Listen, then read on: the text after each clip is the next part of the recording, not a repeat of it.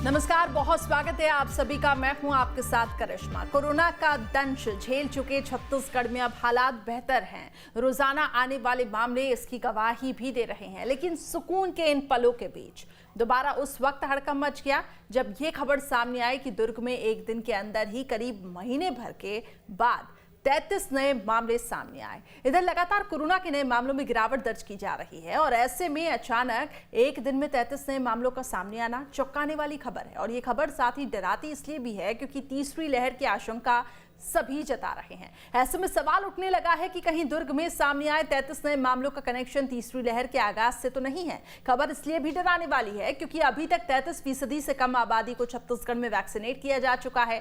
इस खबर पर हम करेंगे चर्चा। इसके लिए कुछ खास मेहमानों का पैनल भी हमारे साथ होगा, लेकिन आगे बढ़ने से पहले देखिए ये रिपोर्ट। कोरोना का कहर छत्तीसगढ़ में फिलहाल थमा सा नजर आता है, लेकिन तीसरी लहर की आशंका अभी भी बनी हुई है। सरकार कोरोना से जंग के लिए मुस्तैद है, लेकिन दुर्ग में जिस तरह कोरोना के आंकड़ों में बढ़ोतरी हुई है वो डराने वाली है।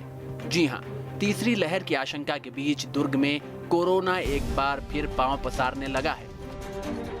29 दिन बाद दुर्ग जिले में कोरोना के 33 नए संक्रमित मरीज मिले हैं।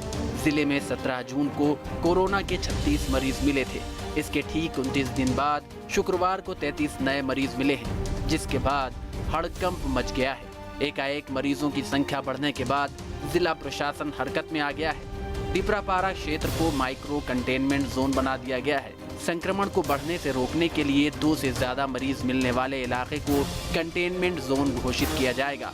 कॉन्टैक्ट ट्रेसिंग की संख्या को और बढ़ाया जाएगा। जिले में बाहर से आने वाली यात्रियों की संख्या लगातार बढ़ रही है। इसे ध्यान में रखते हुए अब बस स्टैंड में भी कोरोना जांच की व्यवस्था बनाई जाएगी। वहीं रेलवे स्टेशन के अलावा बस स्टैंड में भी बाहरी क्षेत्र से आने वाले यात्रियों की कोरोना जांच कराए जाने की योजना बना रही है।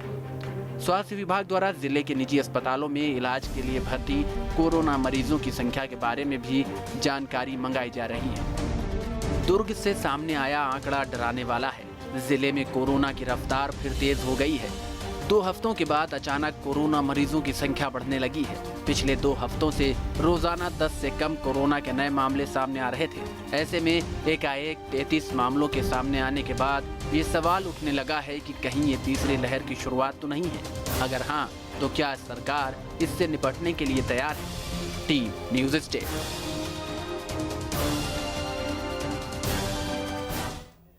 तो आंकड़ों से निपटने के लिए सरकार आखिर कितनी तैयार है, इन तमाम मुद्दों पर हम चर्चा करने वाले हैं। खास मेहमानों की तरफ रुख करते हैं। डॉक्टर के जायसवाल जी हमारे साथ जुड़े हुए हैं, हेल्थ एक्सपर्ट है। बहुत स्वागत है डॉक्टर जायसवाल जी आपका। इसके साथ ही बीजेपी की तरफ से पक्ष रखेंगे राजीव चक्रवर्ती जी। बहुत स्वागत है राजीव जी आपका भी। धनंजय सिंह ठाकुर कांग्रेस की तरफ से जुड़े हुए हैं। बहुत स्वागत है धनंजय जी आपका भी। सबसे पहले मैं आना चाहूंगी डॉक्टर के जायसवाल जी आपकी तरफ। जिस तरीके से मामलों में एक बार फिर से इजाफा देखने को मिला है छत्तीसगढ़ में, क्या सोचते हैं आप? क्योंकि कुछ रिसर्चर्स ये कह रहे हैं कि तीसरी लहर के शुरुआती दौर से इस वक्त भारत गुजर रहा है। ऐसे में ये मामलों का सामने आना, क्या इसको हम इससे रिलेट करें या हम ये समझे कि लोगों की जो लापरवाही थी, जो दूसरी लहर के जो मामले थे वो अभी तक सामने आ रहे हैं? कैसे इसको रिलेट किया जाए?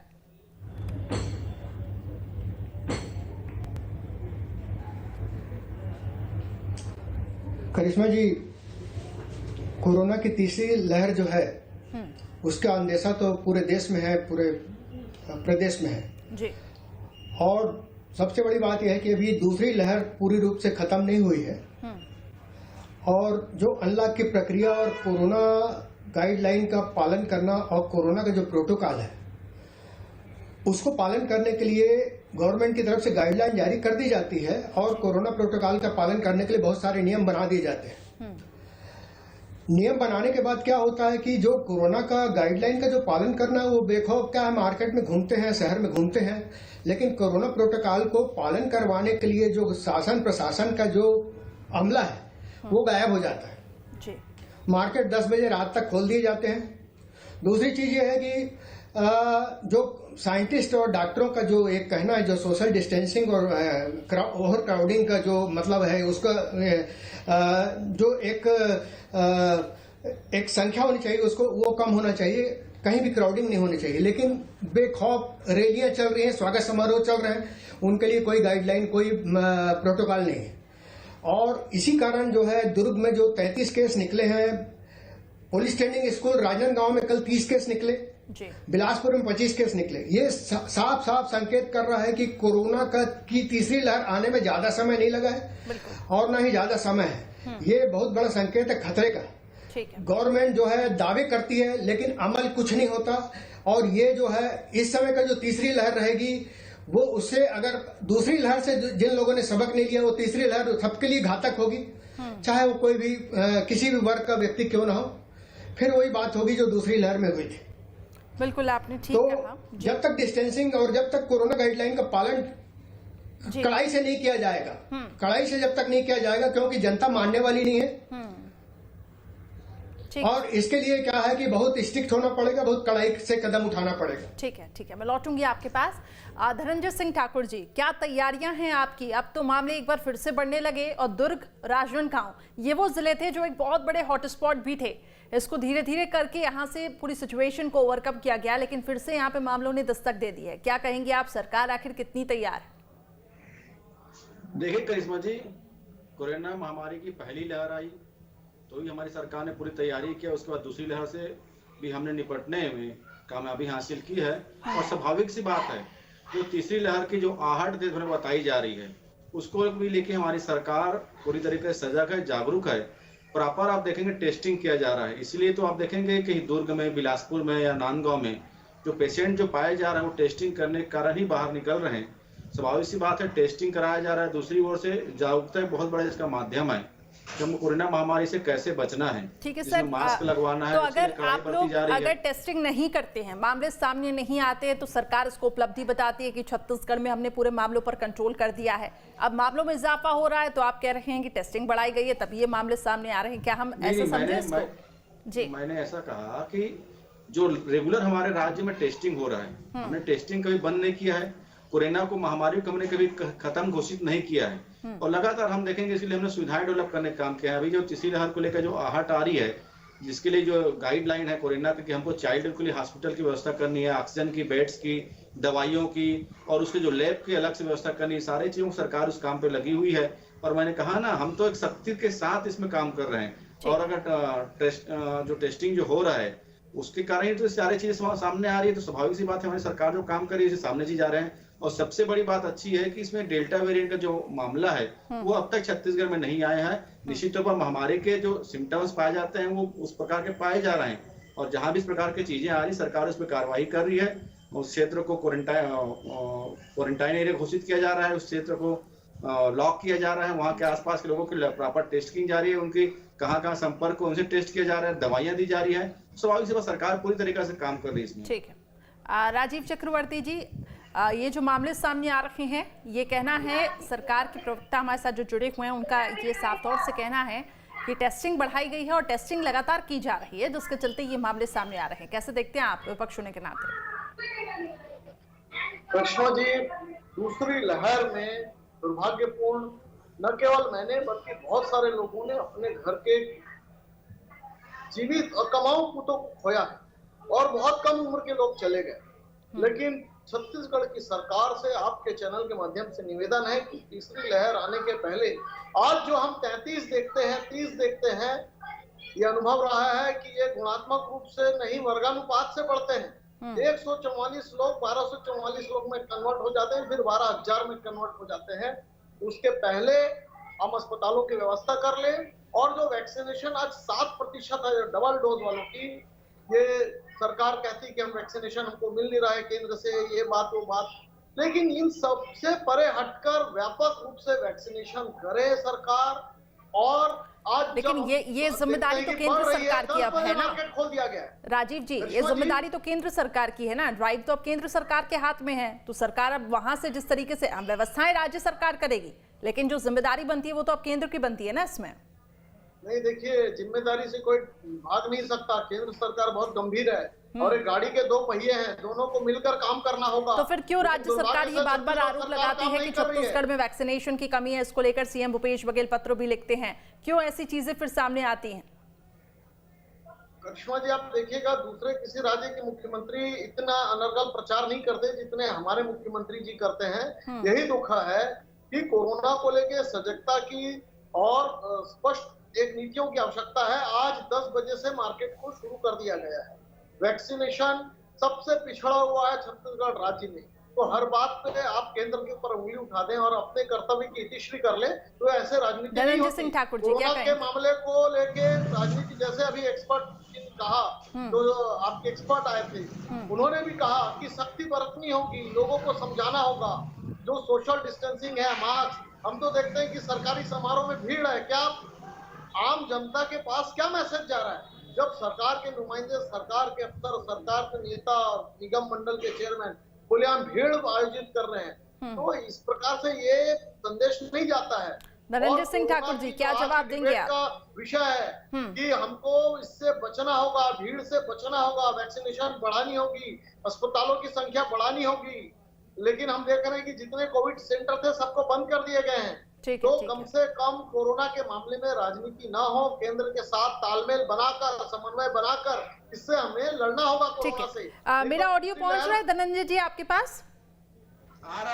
जी बिल्कुल, क्या जवाब देंगे आप? सरकारी समारोह में काफी ज्यादा भीड़ रहती है, सरकार अगर सख्ती नहीं दिखाएगी तो कैसे आमजन सुधरेंगे? हाँ, हालांकि ग्राउंड रिपोर्ट तो देखिए सर, ये भी है, हमारे संवाददाता जब भी ग्राउंड रिपोर्ट करते हैं तो कई ऐसे लोग दिखते हैं टेलीविजन स्क्रीन पे जो मास्क नहीं लगा रहे हैं। क्या उन पर अब सख्ती के साथ आप कार्रवाई करेंगे? अब क्यों कार्रवाई? ये तो खैर पहले से ही कार्रवाई हो जानी चाहिए। अब क्या कुछ गाइडलाइंस में हम बदलाव देख सकते हैं? देखिए करीम जी, पहले मैं धन्यवाद दूंगा भारतीय जनता पार्टी के प्रवक्ता राजू चक्रवर्ती जी को, जो एक जागरूक नागरिक है। लेकिन दुर्भाग्य की बात है, इनके केंद्र जो सरकार है वो गैर जिम्मेदाराना लोगों की सरकार है। अभी आप देखेंगे इलाहाबाद में कितना भीड़ इकट्ठा करके नरेंद्र मोदी जी ने जो तीसरी लहर की जो तैयारी को दिखाने का काम किया है। तो मुझे ऐसा लगता है कि वैक्सीन का मामला हो या महामारी काल में राज्य की जनता को मदद करने का मामला हो, नरेंद्र मोदी जी की सरकार पूरी तरीके से फ्लॉप साबित लेकिन ऐसे क्यों धनंजय सिंह ठाकुर जी, बाकी राज्यों की तरफ से हमने इस तरीके से कंप्लेन नहीं देखी। ठीक है, ये ऐसी वैक्सीनेशन की कमी को लेकर हर राज्य की तरफ से, सुनिए तो, हर राज्य की तरफ से जो सभी वहां पे नेतागण हैं वो मुखर होते हैं, ठीक है, हम इससे बिल्कुल वाकिफ हैं। लेकिन छत्तीसगढ़ एक ऐसा राज्य जहां पे शुरुआत से ही हम देख रहे हैं कि राज्य सरकार और केंद्र सरकार के बीच में कोई ना कोई एक मुद्दा ऐसे होता है। जब वैक्सीन आई तो वैक्सीन को लेकर भी कई सवाल उठे, अब वैक्सीन फिर केंद्र के पास अब ड्राइव है तो अब ये भी सवाल उठ रहे हैं कि केंद्र अपनी जिम्मेदारियां नहीं निभा पा रहा है। आपको क्या लगता है, आखिर क्यों तालमेल नहीं बन पा रहा है? देखिए, मुझे एक बात बताइए, क्या श्री नरेंद्र मोदी जी के खिलाफ क्या शिवराज सिंह चौहान जी बोल पाएंगे? क्या योगी जी बोल पाएंगे? क्या गुजरात का मुख्यमंत्री बोल पाएंगे? क्या हरियाणा के मुख्यमंत्री बोल पाएंगे? उनकी तो मजबूरी है ना, क्योंकि मोदी जी की सरकार जो है वो ना तो एक्सपर्टों की बात सुनती है, ना मुख्यमंत्रियों की बात सुनती है। वो किसी सुन लेना भाई, ये इस टाइप का डिबेट नहीं होगा, सुन ले यार पूरी बात। इस टाइप का डिबेट करो, डिबेट नहीं हो पाएगा। आपकी बात मैंने सुना ना, आप जितने आरोप लगाए हैं, तो क्या ये उनकी बात का विरोध कर पाएंगे? क्या सारे मुख्यमंत्री की पीड़ा इस बात की है कि वो अपने राज्य के नागरिकों को वैक्सीन नहीं लगा पा रहे हैं। जितनी मात्रा में वैक्सीन मिलनी चाहिए वो वैक्सीन नहीं मिल पा रहा है। टीवी में आकर बड़े बड़े बात कर मन की बात कर आप वैक्सीन की बात कर रहे हैं, तो जनता को वैक्सीन क्यों नहीं मिल रहा है? हमारे पास तो राज्य में एक दिन में 4 लाख लोगों को वैक्सीन लगाने की क्षमता है, हमें उतनी मात्रा में वैक्सीन नहीं मिल रहा है। हमने तो जुलाई माह के लिए 1 करोड़ वैक्सीन की डिमांड भी किया अपनी ओर से। हम इस राज्य के नागरिकों के लिए जिम्मेदार हैं और अपनी जिम्मेदारियों का निर्वहन कर रहे हैं। दूसरी बात आप देखेंगे, कोरोना महामारी की दूसरी लहर स्टार्ट हुई है, कहाँ ऑक्सीजन की कमी थी? 551 ऑक्सीजन प्लांट लगाने के लिए उस दौरान उन्होंने पैसा जारी किया केंद्र सरकार ने, जब देश में लोगों की मौतें होने शुरू हो गई, ऑक्सीजन के लोग सड़कों पर भटकना शुरू हो गए, ऑक्सीजन सिलेंडर की कमी हो गई और कांग्रेस नेता जहां ऑक्सीजन सिलेंडर पहुंचा रहे थे, दुर्भाग्य की बात है दिल्ली में बैठी सरकार उनके खिलाफ एफआईआर कर रही थी। तो इनका गैर जिम्मेदाराना रवैया है। और आपके चैनल के माध्यम से आश्वस्त करता हूं, छत्तीसगढ़ में ऑक्सीजन की कहीं भी कोई कमी नहीं होगी। बेड पर्याप्त मात्रा में है, चाइल्ड केयर हॉस्पिटल बनाए गए हुए हैं, टेस्टिंग लैब बनाया जा रहा है और हम तीसरी लहर को लेकर सजग जागरूक हैं। और सबसे बड़ी बात करिश्मा जी, हमारे राज्य के नागरिक भी अब महामारी के संकट से निपटने के लिए वो तमाम उपायों का पालन कर रहे हैं जो मापदंड के अंतर्गत आते हैं। चलिए ठीक है, ये अच्छी बात है कि स्वास्थ्य सुविधाओं को बेहतर करने की आप पूरी कोशिश कर रहे हैं। राजीव चक्रवर्ती जी, आप उस समय कुछ कह रहे थे, अपनी बात को पूरा कर सकते हैं आप। देखिए, मेरे मित्र अभी कह रहे थे कि राज्य के मुख्यमंत्रियों को अधिकार को दबाया जाता है, तो पंजाब के मुख्यमंत्री अमरिंदर सिंह जी ने कुछ नहीं कहा, राजस्थान के मुख्यमंत्री जी ने कुछ नहीं कहा, उड़ीसा हमारा दूसरे राज्य की सरकार है, बीजू जनता दल की सरकार है, किसी ने कुछ नहीं कहा। सरकार केवल कहती तो छत्तीसगढ़ की सरकार ही हमेशा केंद्र के ऊपर तीर छोड़ते रहती है अपने नाकामियों को छुपाने के लिए। मैं कह रहा हूं भारतीय जनता पार्टी का स्टैंड है कि कोरोना को लेकर कोई राजनीति नहीं होना चाहिए। हमें कोरोना से मिलकर लड़ना होगा। बिल्कुल, आपने सही कहा। चाहे सरकारी तंत्र हो या एनजीओ हो या जितने सामाजिक संगठन हो, अस्पताल के बंधु हो, सबको मिलकर लड़ना होगा। लेकिन होता यह है कि छत्तीसगढ़ में अभी भी तैयारियों की बात कर रहे हैं, वो तैयारियां धरी की धरी रह गई थी दूसरी लहर में। ठीक है, आपका क्या कहना है कि वहाँ के लोगों में जागरूकता नहीं है? राजीव जी, वहाँ के लोगों में जागरूकता नहीं है, आपका ये कहना है? सर्जरी बंद हो गई है। ठीक है, यहाँ मेडिकल कॉलेज का हाल है, वहाँ नॉर्मल सर्जरी बंद हो गई है, हार्ट से रिलेटेड काम बंद हो गया। छत्तीसगढ़ की स्वास्थ्य व्यवस्था खुद ऑक्सीजन पर है, खुद वेंटिलेटर पर है। चलिए, मैं अभी 1 मिनट के लिए ओपन डिबेट रख रही हूँ। धनंजय सिंह ठाकुर जी, राजीव जी, आप लोग अपने अपने पॉइंट्स रख सकते हैं जी। जो यहाँ पे राजीव जी ने सवाल उठाए कि आखिर हरियाणा के मुख्यमंत्री क्यों नहीं कुछ कहते, उड़ीसा से आखिर क्यों नहीं ऐसी आवाजें उठती। धनंजय सिंह ठाकुर जी, संक्षिप्त में अपनी रिएक्शन दीजिए। शायद राजीव चक्रवर्ती जी की जानकारी अधूरी है। हरियाणा के मुख्यमंत्री तो सार्वजनिक तौर पर कह चुके हैं कि हमारे पास वैक्सीन की कमी है, इसलिए आप भीड़ मत लगवाइए जनता को। जो हमारे पास अगर 1 लाख वैक्सीन है तो आज हम 1 लाख लोगों को वैक्सीन नहीं लगा पाएंगे। राजीव जी, आप काउंटर कर सकते हैं। 25,000 को लगाइए, परसों 25,000 को लगाइए। और उड़ीसा के मुख्यमंत्री ने पत्र लिखकर कहा है कि वैक्सीन की आपूर्ति करिए। आपने जो बांग्लादेश 12 लाख वैक्सीन ले गए, आप 6 लाख वैक्सीन विदेशों को भेजा है। ये देश के साथ धोखा और अन्याय है जो नरेंद्र मोदी की सरकार ने किया है। और आरएसएस और भाजपा जो दुखड़ा रो रहे हैं, इनको बोलना चाहिए ना। और नरेंद्र मोदी जी ने वो हवाई लूटने के लिए बांग्लादेश को, पाकिस्तान को, अन्य देशों को वैक्सीन भेजा है। उसमें देश के नागरिकों का पहला अधिकार था पीएम केयर फंड, जिसमें सिर्फ दलाली करने के लिए खराब वेंटिलेटर खरीदा गया। ऑक्सीजन प्लांट के बाद लोग ऑक्सीजन के तड़प चुके थे, लाखों लोगों की मृत्यु हो गई। उसके हत्या के हत्या के सरकार के द्वारा चलते हुआ है। उसके बाद 551 ऑक्सीजन प्लांट लगाने का पैसा दिया गया है। कुल मिलाकर तैयारी होनी चाहिए। नरेंद्र मोदी जी की सरकार असफल है। इनके स्वास्थ्य मंत्री थे हर्षवर्धन जी, लूडो खेलते खेलते। ठीक है, चलिए डॉक्टर जायसवाल जी के पास में जाना चाहूंगी। ठीक है, लौटूंगी आप दोनों के पास। आपके पॉइंट्स मैंने नोट डाउन किए हैं, कई सवालों के साथ आप दोनों के पास लौटूंगी। डॉक्टर जायसवाल जी, आपके पास आना चाहूंगी। आपने सुना किस तरीके से सरकार का ये कहना है कि टेस्टिंग बढ़ाई गई है, तभी ये मामले निकलकर सामने आ रहे हैं। कितने जागरूक लेकिन आपको लोग दिखाई दे रहे हैं? मतलब अगर आप एक हेल्थ एक्सपर्ट होने के नाते अभी के जो हालातों को अगर आप देखें, परखें, कितने जागरूकता लोगों में आपको दिखाई दे रही है?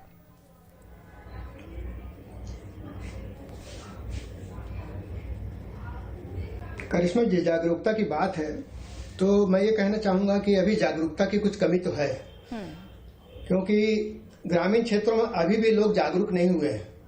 लोगों को ये लगता है कि वैक्सीन जो है एक मतलब ऐसा है कि खतरनाक चीज है और इसको लगाने से हमें नुकसान होगा। बिल्कुल, अपनी तरफ से सरकार बहुत कोशिश कर रही है और करना भी चाहिए। यहाँ पर क्या है कि सबको मिलजुल के काम करना है। यहाँ राजनीति की कोई बात नहीं होती, क्योंकि बीमारी जो कोरोना है, राजनीति की बात नहीं होनी चाहिए इसमें। बिल्कुल, सबसे बड़ी बात यह है कि जो आपका वैक्सीनेशन का जो काम है वो सुचारू रूप से होना चाहिए। नियमित रूप से आपका एक टारगेट होना चाहिए, कितने वैक्सीन अपने को प्रदेश में लगना है, कितनी जनता को लगना है, किस किस जिले में कितनी आबादी है और किस परसेंटेज के हिसाब से लगना है। और 2 डोज कंपलसरी है। जब तक कि 50% आपका वैक्सीनेशन नहीं होगा, तब तक कोरोना की तीसरी लहर से हम निपटने के लिए पूरी रूप से तत्पर नहीं रहेंगे और तैयार नहीं रहेंगे। दूसरी चीज ये है कि वैक्सीनेशन की जो बात रही, तो वैक्सीनेशन जो है इसमें हम लोगों को जागरूक कर रहे हैं और कोशिश है कि जागरूक हो जाएं, लोग लगवाएं। वैक्सीनेशन के लिए लोग जा रहे हैं, उपलब्धता की कमी है, ये मैं मानता हूं। लेकिन टेस्टिंग जो है, हम ये नहीं बोल सकते कि आज टेस्टिंग हम नियमित रूप से कर रहे हैं इसलिए केस ज्यादा निकल रहे हैं। कल को क्यों टेस्ट कम हो रहे थे इसलिए केस कम निकले। बिल्कुल, तो ये टेस्ट कम होना और ज्यादा होने वाली बात नहीं है। नियमित रूप से टेस्टिंग होना चाहिए और उसी हिसाब से ही हमें ये निश्चय करना है कि हमारी परसेंटेज रेट क्या है पॉजिटिविटी की। ठीक है, आज हम टेस्ट बढ़ा देते हैं तो पॉजिटिविटी रेट बढ़ जाती है, और आज हम टेस्ट बंद कर देते हैं तो पॉजिटिविटी रेट कम हो जाती है। Exactly. ये नहीं होना चाहिए। जी। नियमित टेस्ट होना चाहिए और पॉजिटिविटी कितनी है उस हिसाब से ही हमें चक्रव्यूह की रचना करनी है। हमें इस कोरोना से लड़ना है। आज हम बोलते हैं कि हमारे पास पूरी तैयारियां अस्पताल में पूरे मतलब उपलब्ध है, साधन उपलब्ध है। लेकिन मैं ये कहना चाहूंगा, बड़े अफसोस के साथ कहना चाहूंगा कि आज एम्स में जाइए, चाहे मेगाहारा में जाइए, बहुत जल्दी किसी को एडमिशन नहीं मिलता है। लोग बाहर पड़े रहते हैं, लोगों को मतलब ऐसा बिस्तर नहीं मिलता, ना ही इलाज मिलता, चाहे वो बिलासपुर बोले, चाहे रायपुर बोले, चाहे करिश्मा जी कहीं भी बोले। हम पहले तो यह है कि पूरी व्यू रचना कर ले कि हमारे पास तैयारियां सुचारू रूप से होना चाहिए कि कोई मरीज बिना इलाज के वापस नहीं जाना चाहिए, टेस्टिंग बराबर होना चाहिए और वैक्सीनेशन का जो है वो नियम के हिसाब से एक टारगेट लेके वैक्सीनेशन होना चाहिए। ठीक है सर, ठीक है।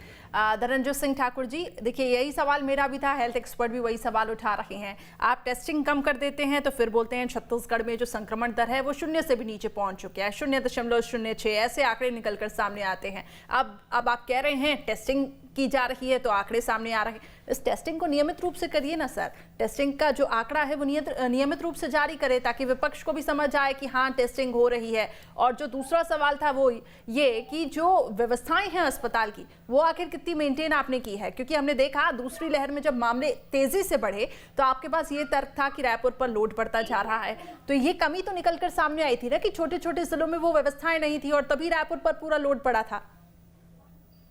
देखिए करिश्मा जी, आपको पहली जानकारी में बता दूं, मैंने कहा कि छत्तीसगढ़ में प्रॉपर रूप से टेस्ट हो रहा है। मैंने कभी नहीं कहा कि कम है ज्यादा हो रहे हैं। प्रॉपर जो टेस्टिंग हो रही है इसी वजह से जहाँ भी इस प्रकार की बीमारी के सिम्टम्स है वो पाए जा रहे हैं। पहली बात। दूसरी बात, मुझे ऐसा लगता है कि हेल्थ एक्सपर्ट जी को सारी जानकारी इकट्ठा कर लेना चाहिए। छत्तीसगढ़ का बस्तर एक सुगम क्षेत्र है जहाँ कुआकोंडा गांव है, जहाँ पे स्वास्थ्य सुविधाएं पहुंचाने का हमारी सरकार ने, वहां भी आपको वेंटिलेटर, ऑक्सीजन और बेड मिल जाएंगे। बीहड़ क्षेत्र है, मेकाहारा में पर्याप्त व्यवस्थाएं हैं। हमारे जितने भी प्राथमिक स्वास्थ्य केंद्र हैं उसके अलावा अलग से हमने क्वारंटाइन सेंटर डेवलप करके रखा हुआ है। तो छत्तीसगढ़ में किसी प्रकार कमी नहीं है। 6 हमारे मेडिकल कॉलेज सब जगह नहीं सर, ये बात तो मैं मान ही नहीं सकती। ये दावे लाख कर लिए जाते हैं कि किसी प्रकार की कमी नहीं है।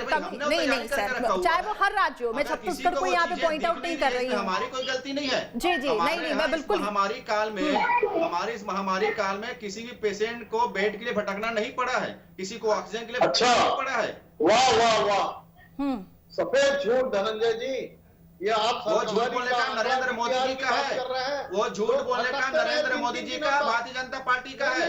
नहीं सर, झूठ बोलने का नरेंद्र मोदी जी का है, जिसके झूठ के चलते आप देश जो है, देश में 4 करोड़ लोग। नहीं देखिए, आप पूरी जिम्मेदारी तो केंद्र के ऊपर नहीं डाल सकते ना धनंजय सिंह ठाकुर जी। कुछ जिम्मेदारियां तो राज्य सरकार की भी बनती है और विपक्ष नहीं कह रहा है। ऐसे तो हमने मौके से बहुत सारी तस्वीरें देखी जब लोगों को काफी दिक्कतें भी हुई। ठीक है, ऑक्सीजन की कमी नहीं थी छत्तीसगढ़ से, मैं इस बात से वाकिफ हूँ, लेकिन कई और ऐसी कमियां रही हैं जो छोटे छोटे जिले हैं। जी, छोटे छोटे जिले हैं। आप सुनिए तो ठीक है। राजीव चक्रवर्ती जी, वैक्सीनेशन को लेकर आपने बोला कि लोग जागरूक नहीं दिखाई दे रहे हैं। ठीक है, रियलिटी भी ये है कि अभी तक जो आदिवासी बहुल अंचल है वहां पे हमने देखा कि जागरूकता की उतनी कमी दिखाई नहीं दे रही है। लेकिन आपने पहले ये भी तो कहा था कि हम सबको मिलकर लड़ना है कोरोना महामारी से, चाहे वो पक्ष हो चाहे वो विपक्ष। तो विपक्ष क्यों नहीं एक जागरूकता अभियान चलाता है, एक जागरूकता अभियान चलाए, लोगों को जागरूक करे, कुछ ऐसी भी हम तस्वीरें देखें। करिश्मा जी, हम जागरूकता तो इतनी कोरोना काल में जब सरकारी व्यवस्थाएं फैल हो गई थी हमारे भारत, तभी आप जागरूक होते हैं और तभी आप लोगों को जागरूक करते हैं कि सरकारी तंत्र फेल हो गया है, सरकारी तंत्र फेल हो गया। आप अभी क्यों नहीं जागरूकता अभियान चला रही हैं? आप अभी क्यों नहीं जागरूकता अभियान चला रही हैं? 12 लोग मिलकर बांट रहे थे। करिश्मा जी, सरकार फेल है, सरकार की व्यवस्था फेल है। नरेंद्र मोदी, अरे तो कुछ तैयारियां आप भी तो करिए विपक्ष होने के नाते। राजीव जी, कुछ तैयारियां आप भी तो कीजिए। फिर जब सरकारी तंत्र फेल है आप ये नारा लेके घूमते हैं। कुछ ऐसे भी तो नारे हम देखें कि लोगों को आप जागरूक कर रहे हैं। मोदी जी की सरकार ने, अगर सरकार एक कदम करे तो हम 10 कदम। ठीक है, चलिए, मेरे पास समय की कमी है, मैं रोकना चाहूंगी माफी के साथ आप दोनों को रोकना चाहूंगी। डॉक्टर जायसवाल जी, संक्षिप्त में एक लास्ट रिएक्शन, टिप्पणी।